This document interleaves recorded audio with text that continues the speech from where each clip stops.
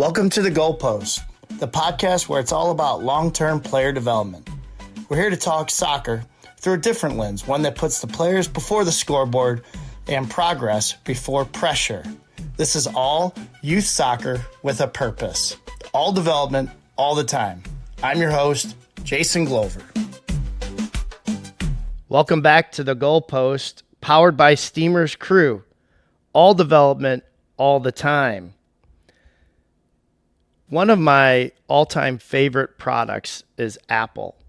And one of the most favorite things that I love to do is read about Apple and all of the different product launches that they've had and how Steve Jobs ran their organization. And I saw a quote that said, when you prioritize shareholders over products, you eventually lose both. So it kind of got me thinking about youth soccer and trying to draw a parallel conclusion between, if you think of products and shareholders and flip that into youth soccer, you would be looking at players and parents. So I think that this is a crystal clear lesson to be learned. And if we associate the parents as shareholders, what we do know is sometimes we get caught up as a parent being focused on quick wins, trophies, status, you know, kind of like that water cooler Monday morning, hey, how was your weekend conversation? Oh, my kid's wearing this big tournament, and we played the number 14 team ranked in the Midwest, and we won 2-1, or vice versa. We lost 2-1 on a crappy ref call. And the opposite of that would be the player. Right?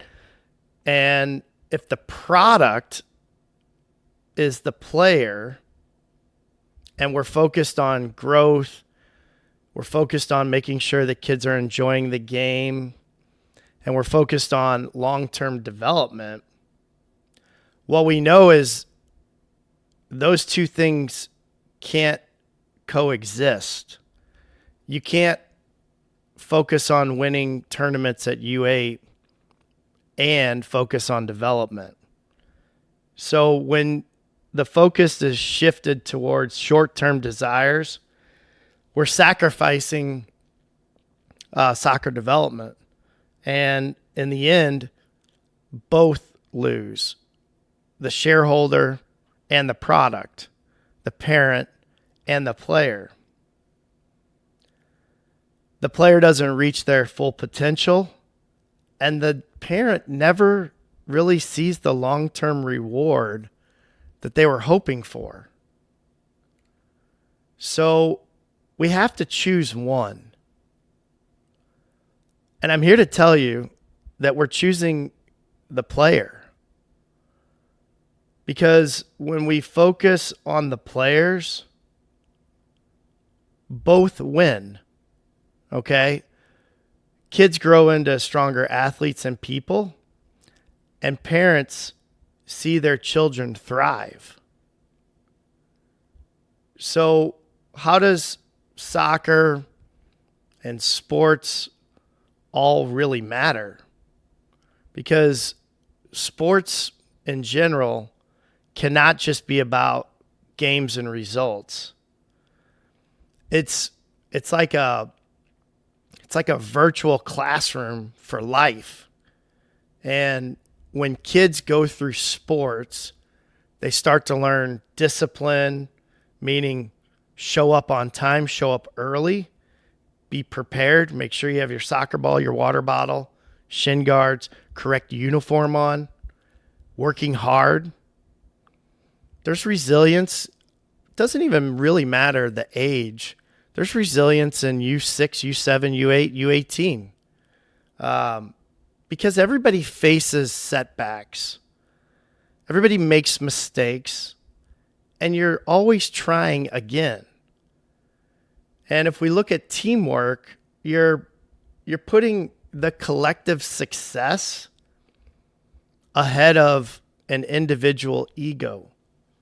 So what's interesting with really small children is they might say, this is easy, or I'm the best one on the field. And that's because little kids are individual egomaniacs. That's how we're all created. You go into a park and there's kids playing. That's my ball. That's my truck. Everything is mine, mine, mine. They're very individualistic, and that's okay. Where we shape players is to start to recognize other kids. Teamwork, right? And the responsibility is on everyone involved, coaches, parents, players.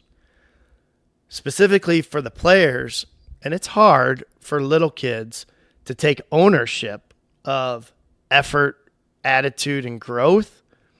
But if you wrap this all together, why do we put kids in sports? It's about discipline, resilience, teamwork, responsibility. Winning definitely matters, but growth matters more. So even when you look at like tough outcomes, missed opportunities on the field, there's so many things that go into just those small moments that how you respond to it as a player, meaning, do you go in for extra repetition afterwards? Do you go and try to prepare for the next game? Do you go to more training sessions? All of these experiences shape players into older, responsible, young adolescents, right? I have a good friend of mine that is a world leader in youth development, and he recently was speaking about some baseball players in Japan, and how in Japan, and again, he's widely recognized as one of the true developers in youth soccer for Japan and China and multiple countries across the globe. And what he was talking about, and specific to Japan and their culture, is that they don't really rely on elite coaches or flashy tactics. Instead, they grow through a cultural framework of discipline, repetition, and mastery of fundamentals.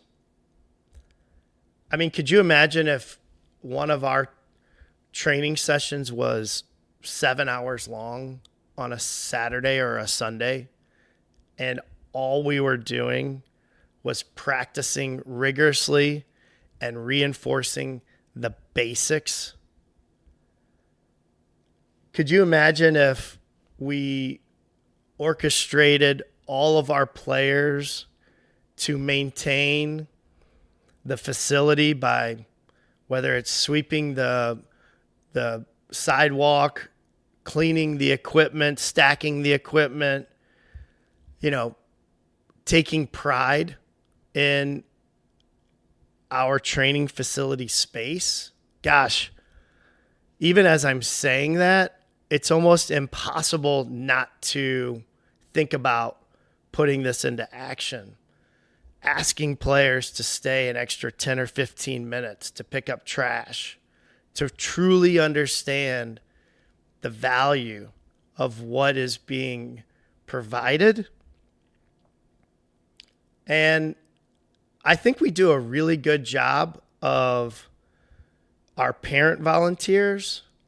They pitch in, they're coaching, they're providing their expertise whether it's technology or even just brute manpower, putting up a shelf or offering to help out with concessions, etc. That's where culture is. It exists there. Volunteering, putting your time in, and really feeling like you're a part of a movement, a revolution. It's not glamorous, but it works. And when you look at Japan and you see all of these kids growing up for the last 20 plus years following a regimented program, you see it now happening on the world stage because Japan has some of the best players coming out now from the J League into the Premier League or Bundesliga, La Liga. Like, you see their players now, after so many years, they're starting to hit the market and they're making an impact. So walk with me on this. If we adopt some of these principles and we have this mindset for youth soccer, I believe something greater will happen. We're going to create young children that have habits that will last them a lifetime. The parents are going to see their children grow in ways that will help build their character as well as their skill set. And could our club create a culture that values long-term growth over short-term satisfaction, short-term insecurities? So if we prioritize the product, the player, then I believe we honor the true purpose of sports, because we're helping young kids grow into disciplined, resilient, and capable human beings. I don't know. That sounds pretty amazing to me. So maybe we should reflect on this. I think this is important. But thanks for tuning in to the Goalpost podcast. And remember, it's all development all the time. I'm really glad you joined us today on the Goalpost. Raising and supporting young players isn't always easy, but choosing to focus on their growth, their joy, and their character, now that's the right thing to do. You might not see the results right away, but every small moment you invest makes a big difference in your child's life. And remember, all development, all the time. That's not just a motto, it's a promise. We'll be here next time cheering with you.